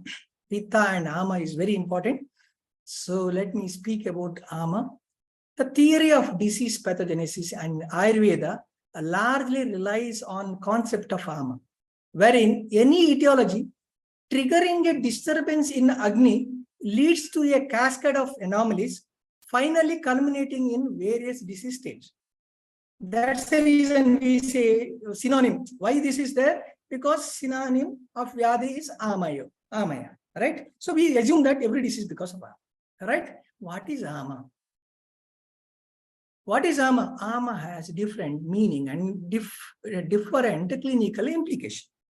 It is very clearly told in Madha Nidana, Amam Manarasam Kechit Malasancham, Pratama Dosha Dushtim, Kechidamam Prachakshate, Madhukosha commentary, whereas Atanka Darpana commentary, that is Vachaspati, he has a different view. He says, Avipakwa Rasam Kechit Malasancham. Later on it is same. What Madhukosha said, Amam Anarasam. What Atanka Vachaspati said, it is Avipakwa Rasam. So collectively there are 4 understandings related with the ama. One is amam anarasam. Okay. Second one is amam avipakvarasam. The third one is amam malasancham. Fourth one is amam dosha dushti. Now amam anarasam. What is amam anarasam? So that is Aharasya rasa shesho yu na pakko agnilagavatsa moolam sarvaroganam. Sarvaroganam. This is aharasya rasa. That is kosta. Shesho. So sarvaroga related with the kosta. That is ajirna, amlapitta, atisara, grahani, GAT related disorders. Okay. So that is jatranala daurbalyat avipakvastyo rasaha ama samyako dehis. That's the reason. Further, Ama Shabdena iha Agni Daurbalyat Vipakwa Aharasya Eva Kostopalepaka Amo Grihate Yaduktam Matraha Ama Shasta Kaya Agni Daurbalyat Avipachitaha. So this is Chakramani, Charakasiddhi, 8th chapter. He also says, he also quotes that is Ama Shasta Kaya Agni Daurbalya, Jatragni. So it is all, this is related with the interesting, that is Amam Annarasam Kechit. Further, Avipakwa Rasam Kechit. Amam Avipakvam Rasam Kechit. What is this? So we have different descriptions of Amam. Tribir Doshair Atishaya Dushito Annarasaha Srotamsi Abhishandayati Limpati Ati Pichila. Because of Pichila Guna, it sticks, Limpati, it sticks where Srotas. And why it is having Abhishandi Guna. And why it is Tribir Doshair Dushito Annarasaha. So it looks like the mechanism of atherosclerosis. See, Maha Abhishandi, if you go through Nibandha Sangra commentaries, Dalana, that is Sushruta Sutra 45th, what he says, Maha Abhishandi, itihi, he says, Anyetu Anyata Kritva Patanti, Taduchate, Radayasta Anna Niryasa Vahe Sruto Mukani Yat. Radayasta Anna Niryasa Vahe Sruta means Rasarakta. Because rasa, and we know rasa rakta vashotas. Rasa rakta moves together, okay? Bhuktam limpachi paichilyat abhishanditi tatuchati. Bhuktam limpa, that is atherosclerosis. He is explaining all about atherosclerosis. That is avipakva rasam kech, that is atherosclerosis. And if you go through Charaka Sutra 26, Sarvanema, that is Viruddha context. He says, Sarvanema Matsyannam Payasasa. There he says, Maha Abhishanditvat. Now we want Maha Abhishandi. Where these examples are used? Okay, that in the context of Viruddha. Na Paushkaram, Rohinikam, Shakam. Then further he says, Tanmulam hi Shonita Abhishanda Damani Pratichaya Apasmar. He continues like that. Shonita Abhishanda. Then he uses Damani Pratichaya. Shonita Abhishanda, that is Shonita Vashotas Abhishanda. Damani Pratichaya, we know it is Kafajananatmaj Vikara. Avipakva Rasa, Kafajananatmaj Vikara. Then he says, Damani Pratichaya. What is Damani Pratichaya? If you go through Charaka Sutra 26, Sloka number 84, Chakramani commentary, Damani Pratichaya Siraja Granthi. Once the atherosclerotic plaque opens, then there is a block in the vessel. Right? There is a atherosclerotic plaque is obstructing a vessel. That is Margavarna. That is Siraja Granthi is formed within the vessel. And that is going to occlude a vessel. That is Margavarna, Rasarakta Marga occlusion. That results in ischemia and infarction. That is Avipakva Rasa is all about that. Amam Avipakva Rasa is all about atherosclerosis and its consequence. Further, Kechit Mala Sanchem. What is Mala? Mala, Trimala, Kamala. Generally we say Trimala and Kamala. Of course, it is more than Trimala and Kamala. You have to go to Charaka Sharira 6. Tatra Mala Bhutaste ye Sharirasya Abhadakara Srihu Sharira Chidreshu Upadeha Pratakjanmano Bai. That is Sharira Chidreshu, the opening having external opening. The Shrotas which is having external opening. Anything is obstructing that is Vibandha. Purisha Janaha, Mutragata, Karna Guta. Nasal obstruction is sufficient enough to produce so many headache and so many complications, right? So that's what he says. That is Ama. Then Paripakvasya Datava. Paripakvasya Datava means Pakat Puyatam Gatascha Shonitadayo api. The commentator Chakramani says. That is Vidradi. We know that Vidradi, Shofa, Vidradi. Then Kimva Aparipakva iti pata. Tatra Samadatava Malakya iti. So that is Aparipakva Dhatu also we have to consider. That is Prameha, Staulyadi Vikar, which I already quoted. Then he says Prakopitascha Vatapita Shleshmana. That is Dushta Dosha itself is Amala. That is Pratishaya. Examples. I will come to that later. Pratishaya, Tamakashwasa, Shita Pitta, Udarda, Amavata, Vatarakta. Then he says, Echa Anni Api Kechi Sharire Tishtantu Bhava Shariyasya Upagata Yopapadyanti. If anything which retains in the body, and if it is causing harmful effect, you consider it as mala, of course it is ama. Now in Kamala, we know that bilirubin stasis will be there in the body. And we know Kumbha Kamala, ammonia. Ammonia stasis, hepatic encephalopathy. And we know Udara, I need not explain. We know that Chardi Upadrava, it is uremia. Chardi Upadrava, that is uremia, urea stasis in the body. So that is also mala, that is also ama. Okay, further. Then amam, aparipakvata, that is taulya and prameha, this is already explained. Let me move on to anya, that is dosha dushti. That is dosha dushti. That Madhukosha commentator says, Madhukosha Amaman, that is Dvida hi samata eka rasasya apara doshasya. So apara doshasya. Dosha samata, he elaborates, dosha samata tarunatva rupaha sa ashtahena eva upaiti. That is sama, pachamana, nirama or pakvavastha. So that understanding, jvara vidradi, such condition. Okay, pakva, that is Jara Vidradi, such disease. And further, Dosha Dushti also refers to Dosha Sammurchana. That is, example, Dosha Sammurchana is Anatmajavika, not Nanatmajavika, it must be Anatmajavika. It is not Nanatmajavika, it is Anatmajavika. There is a mistake here. So, where you have different diseases. That is, it is very clearly said. Viruddherapi napi ete gunerkanti paraspara dosha sahajasatmam avisham gora mahiniva. It is very clearly told in Charaka Chikisa 26. Doshas are having opposite guna. Vata is ruksha, but kapha is snigdha. Vata is shita, pitta is ushna. Doshas are having opposite guna, but they don't fight each other because they are sahajasatmya to that individual. When that sahajasatmyata is lost, that is Paraspara guna upagatastu yadyapi doshanam prayo na asti eva. Tata api adrishtavashat. Adrishta means not by luck, for some unknown reason. Adrishtavashat pachit bhavat iti jati. Some occasion, for unknown reason, the sajasatmata of dosha is lost. That is, Vata Kapha starts fighting each other. Vata Pitta starts fighting each other. Pitta Kapha starts fighting each other. That's what. Vata Kapha fighting each other. That is what. Vata Kapha Pradhana Tidosha Vikara Pratishaya. Vata Kapha Pradhana Tidosha Vikara Shwasa, Kasa, Amavata, Shita Pitta, such vikaras, immunological disorders. Then hypersensitivity disorders. Then Vata Pitta, or along with Rakta Pradhana Tidosha Vikaras, that is Vata Rakta. So you can quote several such examples from the text. Then few more slides. One, when we speak about Pitta, we always say Paka. Right? I need to speak about this. Paka is impossible without Pitta because Vata adrite nasti rucha na Paka Pitta adrite nasti kapat chapuya. It is well known. And further, we always quote like this, but we have to read other three statements also. That it is very true. Pitta takes a dominant role. Pitta takes a dominant role. Definitely, no doubt. Kritva vashe Vata kapau prasahya. He says it takes a Pitta takes a dominant role than Vata Kapha. But Vata Kapha is invariable. Vata Kapha is invariable for even Paka.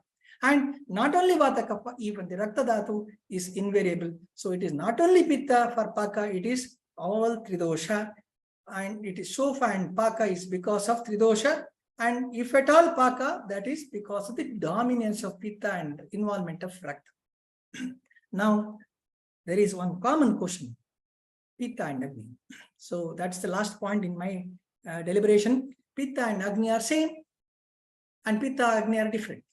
So because this particular description from Bhava Prakasha Purvakanda, due to Ustra Guna of Pitta, there is Ahara Pachana, Ranjana, Darshana, etc. Due to Sthana Beda, different names like Pachaka, Ranjaka, Sadhaka, Alochaka, Brajaka. And Pitta Dikya is also called as Tikstan. So that's the reason Pitta and Agni are same. Some people say. And Pitta and Agni are different. We have an example. Grata is Pitta Shamaka and Agni is Pitta is Grata is Agnidipaka. And we know that Nimba is Pitta Shamaka, whereas Nimba is Agnidipaka. And Matsya is Pitta Karaka, but it is not Agnidipaka. right? So Pitta are different now. Pitta and Agni are different. So there are people saying Pitta and Agni are same, and there are people saying Pitta and Agni are different. Now, what he concludes, Bhava Prakash, Pitta is Dravadikya, Pitta is Snigdha, and it is Adogam. Tata cha uktam tantrantare agnir binner guner yuktam pittam binner guner tatha dravam snigdam adogascha pittam. Vannirato anyathe. It is opposite to that. It is not drava, it is andhra. It is snigdha, pitta is snigdha, but Agni is ruksha. It is pitta is adogami, but Agni is urdogami. Right? So that is the difference between pitta and Agni.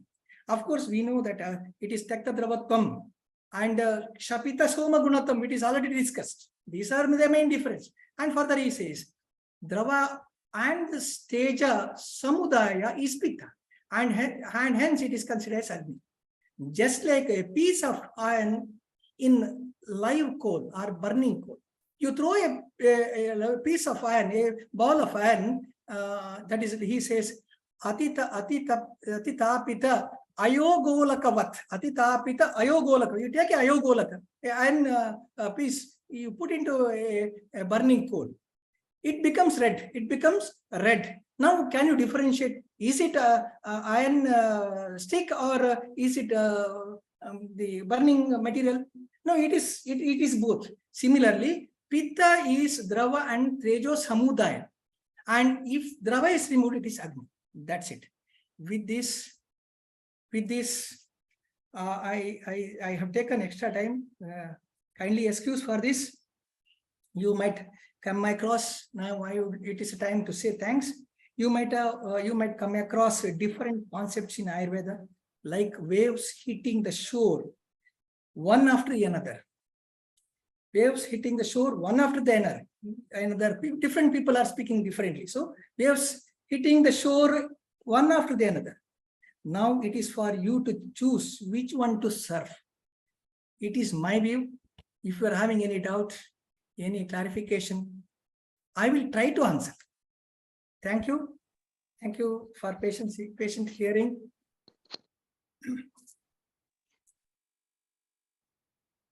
Thank you, sir. Thank you so much for your class. So many delegates were asking for the recordings of classes which are happening here. Thank you. Yeah, on behalf of Glocal College of Ayurvedic Medical Sciences, we are going to upload every videos or every classes in our YouTube channel soon after the webinar is over. I hope everyone is satisfied with that answer. Thank you, sir. Thank you so much. On to Dr. Pratibha, ma'am. धन्यवाद Anoop sir, धन्यवाद doctor Prasanna and मोगसले sir इतने बेहतरीन session के लिए. अब मैं question answer के लिए जो है वो पार्टिसिपेंट्स को इनवाइट करूंगी कि वो अपने क्वेश्चंस चैट बॉक्स में ड्रॉप कर दें. Chat box, I think there is no questions as such. You are getting more appreciations than questions, sir. Thank you, sir.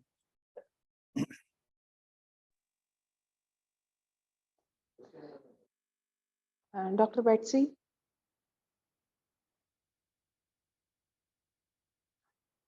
बैट्सी, अगर आपके पास कुछ क्वेश्चंस हैं तो आप पूछ सकती हैं please.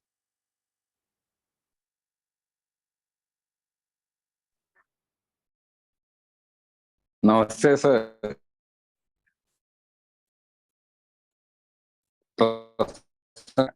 Namaste, sir. Namaste. Namaste. Sir, as we used to say in SDM times, when the classes is so excellent and when it is clearly understood, the questions also will be very less, sir. Thank you, sir. Thank you. Thank you, sir. Sir, there are 2 questions in our chat box. Yes. Which chakra is responsible for Pitta dosha? By Dr. Shubham Kumar. My knowledge regarding Chakra is very, very minimum. I never correlated this. So kindly excuse. The next question is, can you suggest a chikitsa based on Panchavayu? The topic is Pitta. Can you suggest chikitsa based on Panchavayu? Similarly, Pancha Pitta, Pancha Kapha. Now, we have a term chikitsa. This chikitsa is a term, it is applicable for any prefix. You can add vata, you can add pitta, you can add kapha also. But chikitsa is different for vata, pitta, kapha, everywhere it is different. Now, when to give chikitsa? When there is a disease.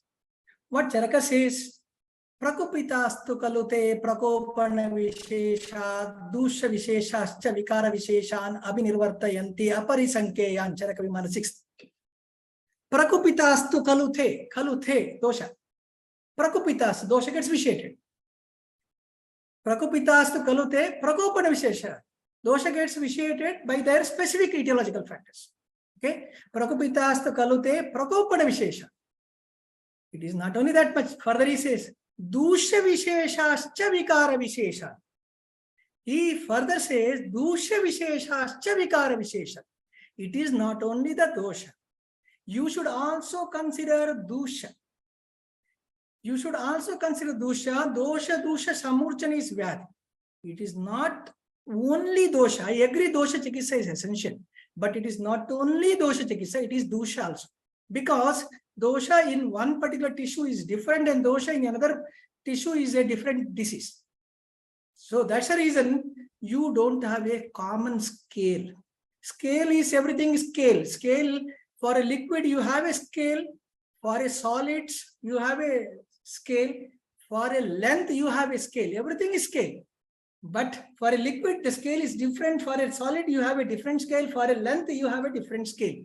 Similarly, for chikitsa based on dosha, once again, it is different for different tissue materials in the body. You cannot have a common treatment protocol. Of course, Vatasya Upakrama is mentioned, Pittasya Upakrama is mentioned, Kaphasya Upakrama is mentioned. Wherever it is required that we have to apply. Say for example, bandhana is mentioned in case of vata. And we use bandhana in case of Gradrasi or in case of Vishwaj. Why we use, now we know that a lumbosacral corset we give or collar belt we give. It is a bandhana.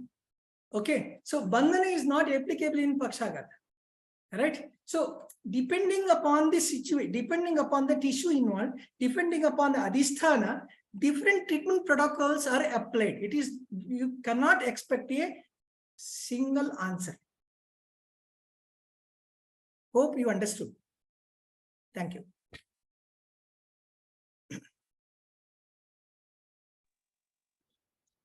So there is one more question. Sir, is there any relationship between Sarakta, Meda and Pitta?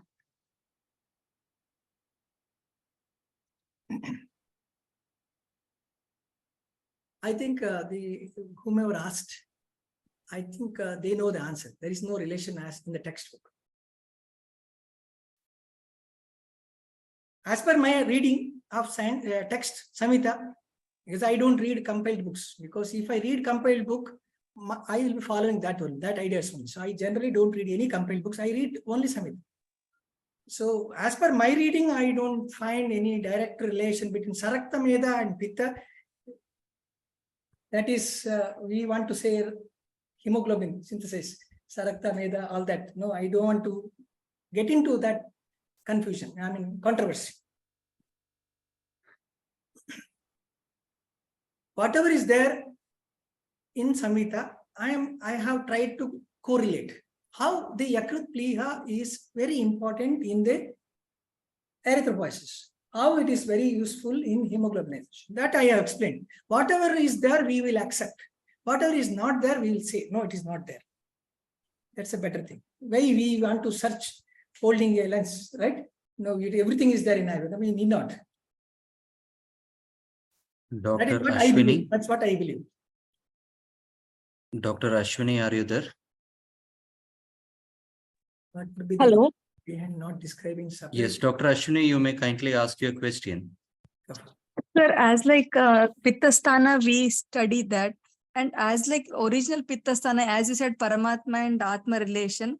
In the same way, is there any correlation between original Pitta Sthana to types of Sthana, like Alochika Pitta in Chakshusha, Sadhaka Pitta in brain, like that? Any other elaborated correlation is there between both of them? Like that? Paramatma and Jivatma, you don't find that description. This is just, I told you, to understand the relation between Jatragni and Datvagni. Yes, Jatragni yes. and Datvagni, understanding that much Paramatma and Jivatma. Nirguna, Nirvikara, Paramatma, but we do everything. Okay, that's it. Similarly, Jatragni Amsha is there in Datvagni. Okay, that just like Paramatma Amsha is there in Jivatma. But no control over that. Jivatma is independent. Jivatma is independent. Datvagni is independent. There is no control. Okay, that's the thing. Dr. Just like that, Bharadwaj is Prasad. five types is also there in the Sthana also, sir.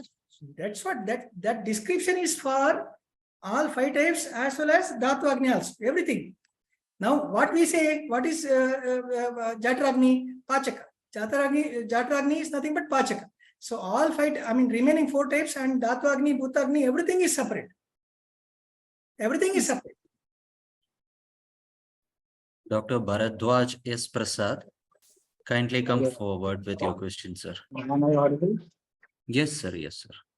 Thank you, sir, for that wonderful class. It was very informative.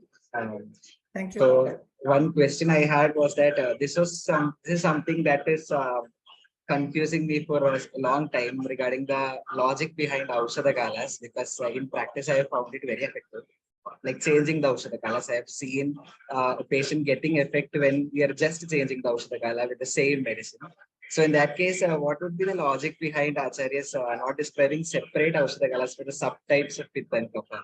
Though only the mentionings are there only for the subtypes of Vata. But when it comes to Pitta and Kapha, it is just all the Pittas are included in just one Aushadakala, and even Kapha the same way. So I'd like to have some insight regarding that. Yes, I understood. Now, I never thought of this question earlier, but whatever comes in my mind, I will try to, my understanding, I will try to say. Now, we need to look into the evolution of the science. Now, evolution of science refers to Samhita. You will find the 5 types of Pitta in, 5 types of Vata in Charaka Samhita. But Charaka, though mentioned about 5 types of Pitta, he never named. Similarly, though he was aware of Kapha, he never named Kapha, 5 types of Kapha. But when you go to Sushruta, you will see 5 types of Pitta. But he has not mentioned Kapha 5 types, though he was aware of 5 types of, right? So this is the evolution. When you come to VAGBHATAS period, you will find everything. 5 types of Vata, 5 types of Pitta, 5 types of Kapha. I think none of the authors, they have not tried on this particular issue, just like I never thought of this. Similarly, they might have not thought of this. Now, it is for us to think rationally based on the examples given on Vata. That is what I feel. One thing. And I think this is the best answer. Yes. Dr. Diksha Gajbhaiya, kindly come forward and ask your question, ma'am. Sir, please Please. Sir, please describe the natural movement, the gatis of a Vayu and a Pitta. As per the text,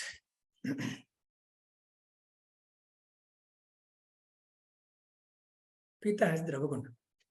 Adogami, you have a literature. The literature from Bhava Prakasha, and Bhava Prakasha quotes Madhukosha. Bhava Prakasha quotes Madhukosha. He says in the original sloka, it is said Madhukosha. Right? I think Mahavidyalaya. He quotes Mahavidyalaya one. So, Drava Adogami. Right? And Agni, it is opposite to Adogami. Urdhvagati. Because the heat, much of the heat is above the flame. Much of the heat is felt above the flame than the below. Right? That's the reason Agni is Urdhvagami. The Pitta is having Drava Guna, that's the reason Adogami. Pitta is having Adogami, because that's the reason whenever Pitta takes place, we stop. Now it should move downwards only. Virechana, we do downward movement, right? It is Adogami. By default, it is Adogami. We should push it down. We do Virechana, right? So that's the logic. I think that's a question. I think that's what you were expecting. Pitta, the Gati, right? And Vata can traverse any route, any channel. It can move any sotas anywhere in the body. And did I mention the Pitta is Ruksha? No, Pitta is Snigdha, Agni is Ruksha. Agni is Ruksha. Agni is Ruksha. Because Snigdha Guna is not there, Drava Guna is not there, Snigdha Guna is not there, it is Ruksha.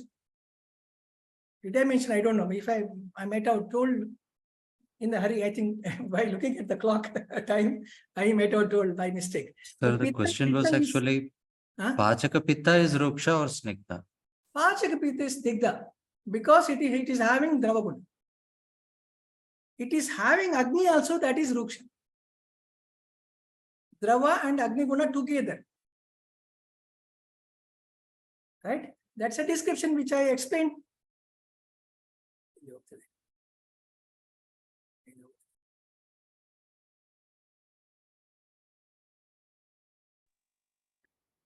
Actual Pitta Sthana 5 Pitta Sthana. Any other questions, sir? Is any relation between Shark, Sarak? That's over.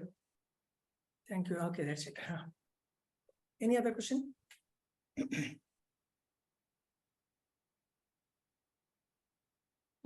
No other questions, sir.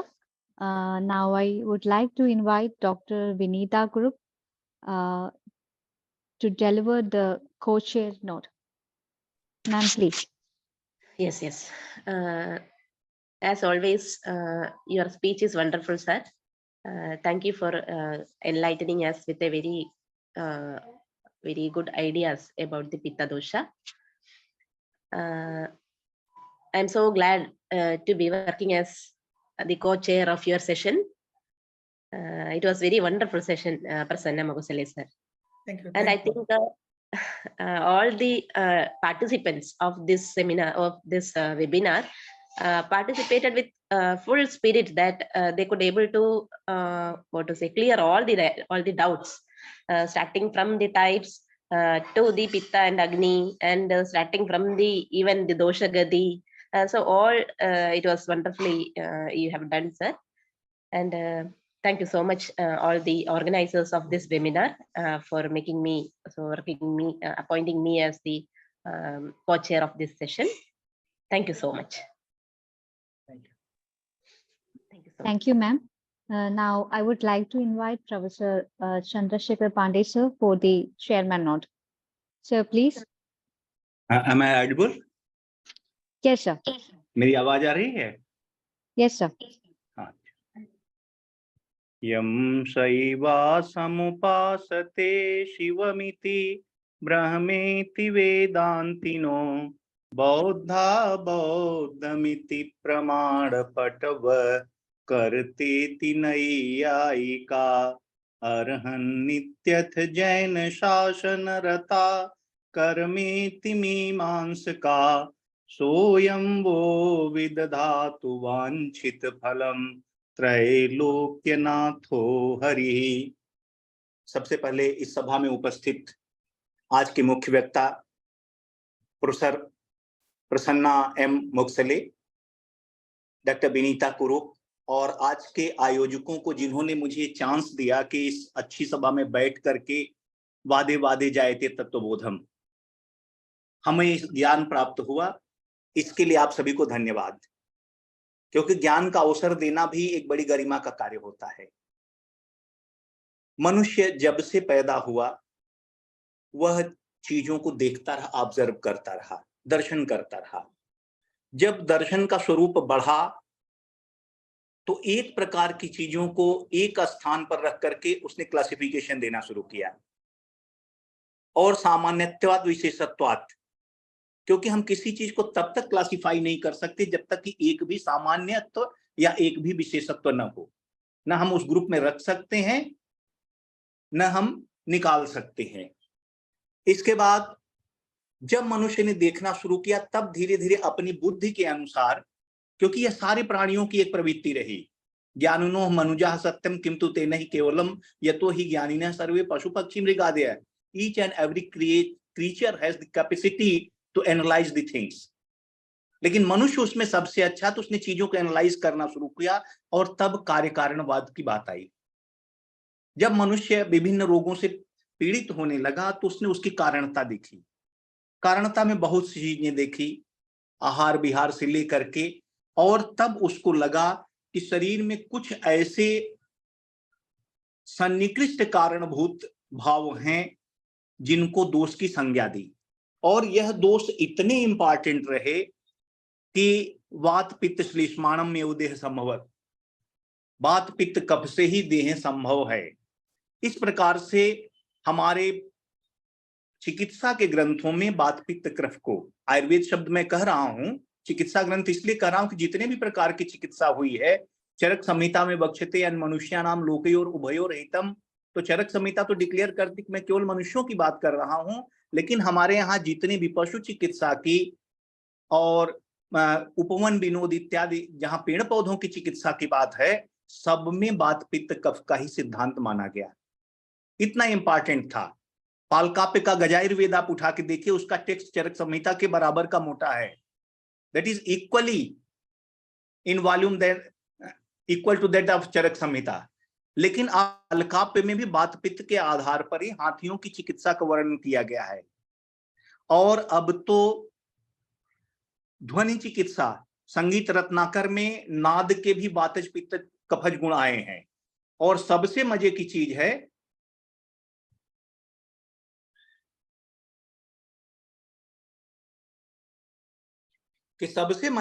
है कि एक चौर शास्त्र का reference मिला, और उस चौर शास्त्र में चोर को भी शिक्षा दी गई कि आप किसके घर चोरी करने जाएं, किसके घर न जाएं।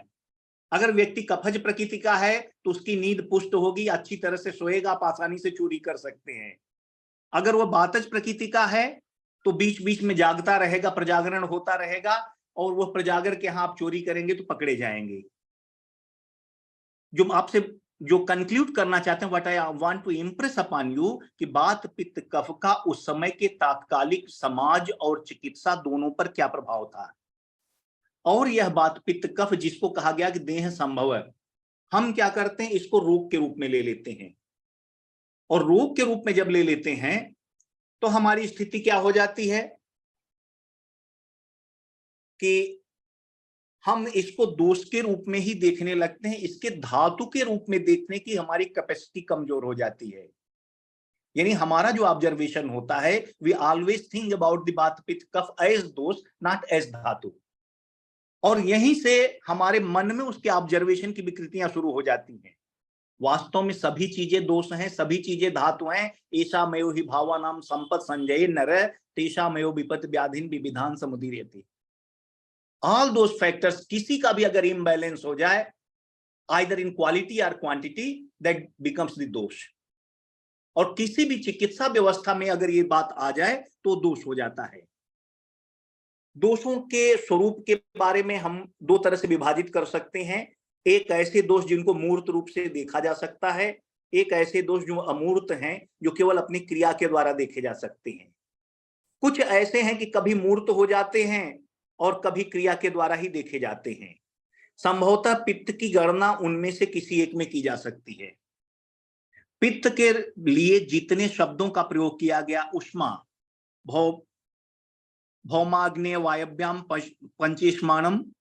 पंचोष्माणम सनाभसा, उष्मा के रूप में, पित्त अग्नि के रूप में, पाचकांश के रूप में, प्रभा के रूप में, मनोभावों के साधक के रूप में, रसों के रंजक के रूप में और रूप ग्रहण के रूप में, इतनी क्रियाओं के रूप में सामान्य रूप से पित्त का प्रयोग हुआ है। मैं इसलिए कह रहा हूं कि जिनको परसिप्ट किया जा सकता है, इसलिए कि इसका प्रमाण भी दिया है, इतना होता है। वास्तव में पित्त का स्वरूप क्या है? अभी बहुत अच्छा लेक्चर आप लोगों ने सुना प्रोफेसर मोगसले का, कि उन्होंने पित्त के बारे में कुछ हिस्सों में अच्छे से व्याख्या करने का प्रयत्न किया, क्योंकि मुझे लगता है कि पूरा लेक्चर अगर सुनाते तो कई दिन लग जाता। तो मैं उनको धन्यवाद देता हूं इस अच्छे लेक्चर के लिए। स्वभावम प्रभावम चैव प्रकृति कर्म विकाराश्च मेधा स्थान मात्रा च प्रमेयम दोष हेतवे। किसी दोष के बारे में अगर आप जानकारी करनी हो तो आप दोष के बारे में इन पॉइंट्स को जरूर देखें। ये मेरा श्लोक है कि स्वभावम, उस दोष का निज स्वभाव क्या है, what is the inherent characteristics of that particular दोष।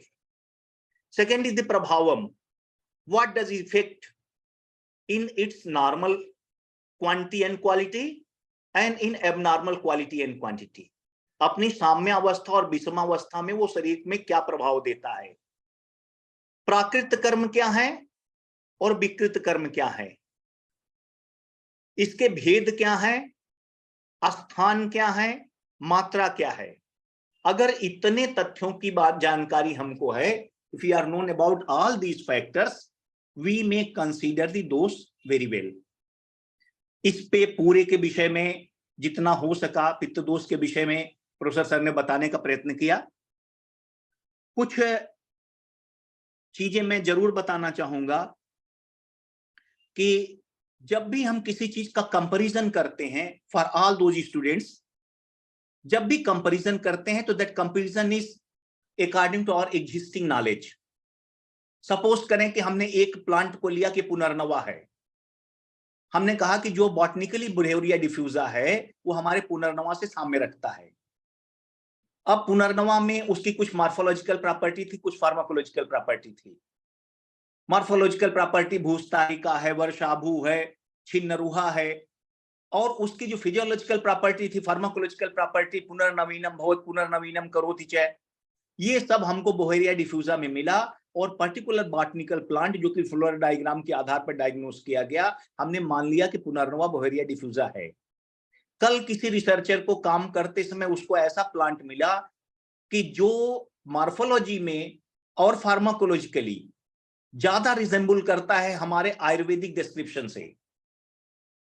Total ideology will be changed और हम कहेंगे कि पुनर्नवा इसकी अपेक्षा इसको ज्यादा अच्छा माना जा सकता है। तो जब भी कोई स्कॉलर किसी चीज का कंपैरिजन देके आपको समझाने का प्रयत्न करता है तो that is his contemporary and existing knowledge. जैसे जैसे उसके ज्ञान में वृद्धि होती है या जैसे जैसे कंटेम्पोररी एक्सटर्नल नॉलेज में वृद्धि होती है, उसकी भी कंसेप्ट चेंज होती जाती है।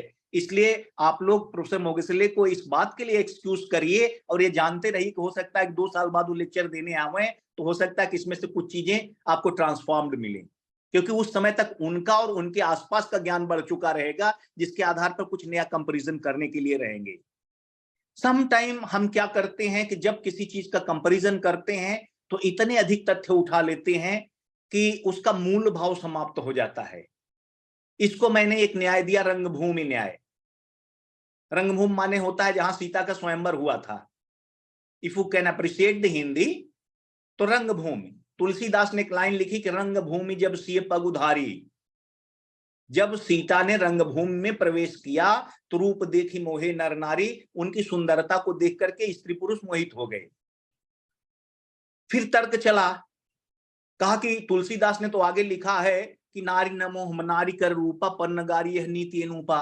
स्त्री को तो स्त्री के रूप का मोह होता ही नहीं, तो स्त्रियां कैसे मोहित हो गईं।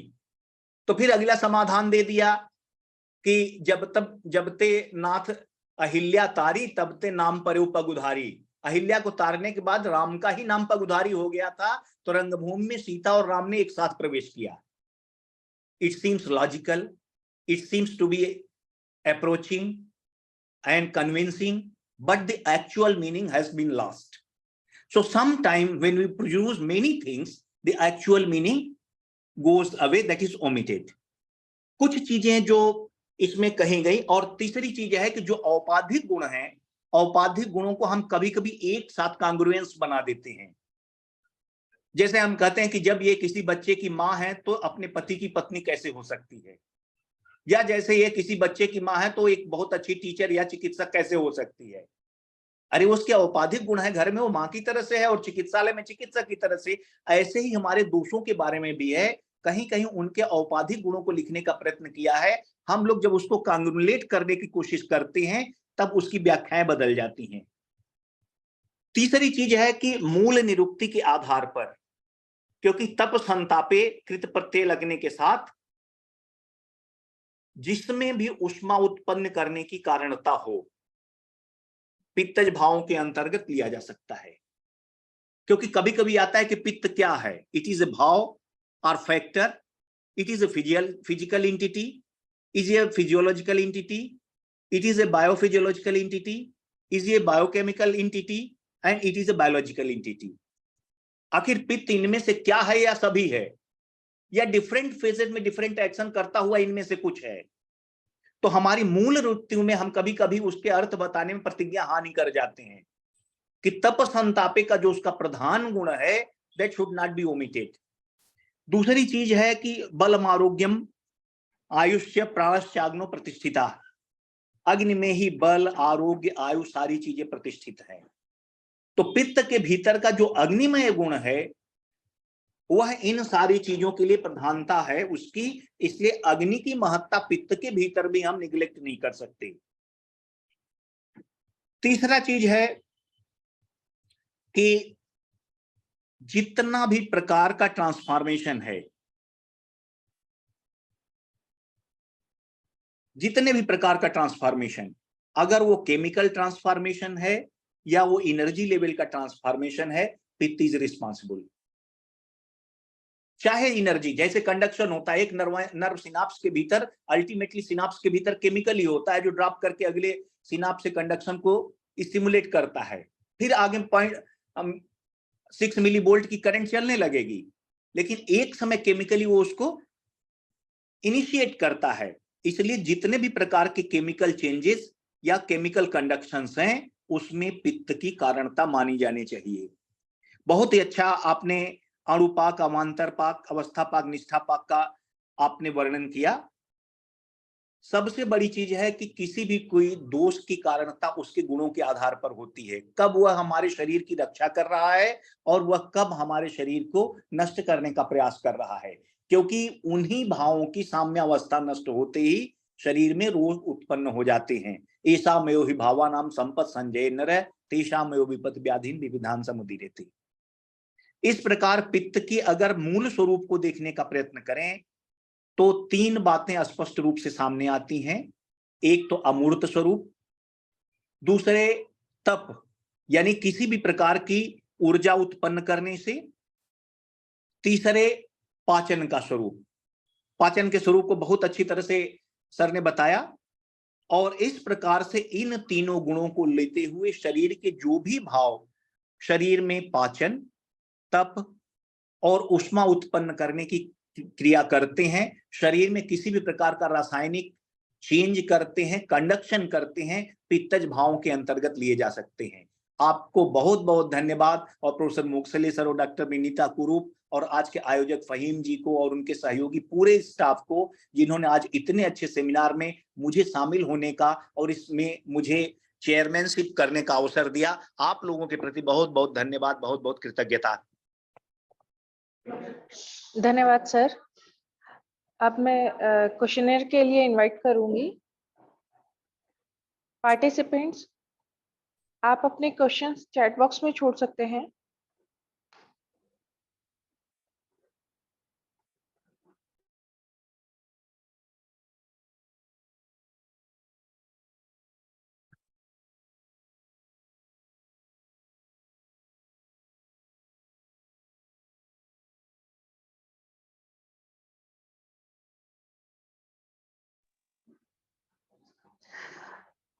चैट बॉक्स में कोई भी क्वेश्चन नहीं आया है, तो अब हम कंक्लूजन की तरफ बढ़ते हैं। Vagbhatasarani, glocal college of ayurvedic medical sciences Saharanpur Uttar Pradesh, Karnataka Sanskrit Vishwavidyalaya और department of Sanskrit studies school of humanities university of Hyderabad की तरफ से doctor Prasanna N Mogasale sir को ई सर्टिफिकेट जारी किया जाता है।